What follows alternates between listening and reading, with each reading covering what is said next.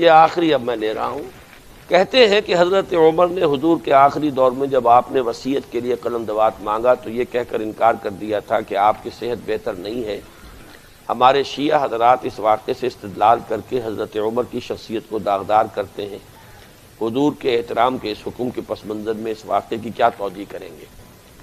اصل میں سب سے پہلے تو یہ کہ اس روایت کا کیا پایا ہے۔ اس میں ظاہر بات ہے کہ یہ تو اہل تشیع اور اہل سنت کے مابین جو بڑی جھگڑے کی روایتیں ہیں ان میں سے ایک روایت یہ بھی ہے، قرطاس والی روایت۔ اس کا سند کا درجہ کیا ہے؟ جب تک ان کی پوری تحقیق نہ کر لی جائے گفتگو کرنے کا کچھ حاصل نہیں ہے۔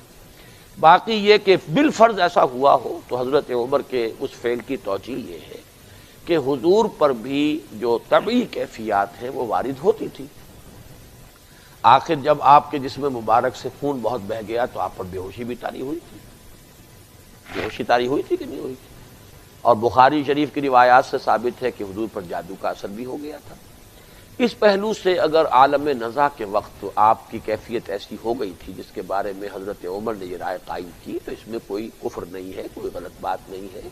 پھر یہ کہ باقی سب نے بھی اس کو تسلیم کر لیا، یہ تو گویا کہ اجماع ہو گیا، ورنہ تو اسی وقت پھٹمل ہو جاتا۔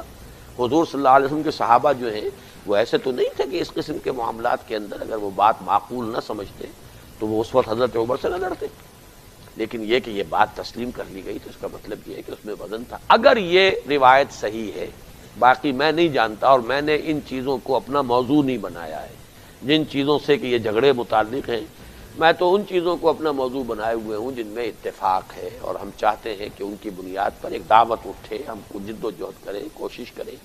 یہ جھگڑے تو نہ مکے ہیں، نہ چکے ہیں، نہ مکیں گے، نہ چکیں گے۔ کام اگر کریں گے، کہیں کوئی اسلامی ریاست قائم کر لیں گے تو پھر گاڑی آگے چلے گی۔ ان مسائل میں زیادہ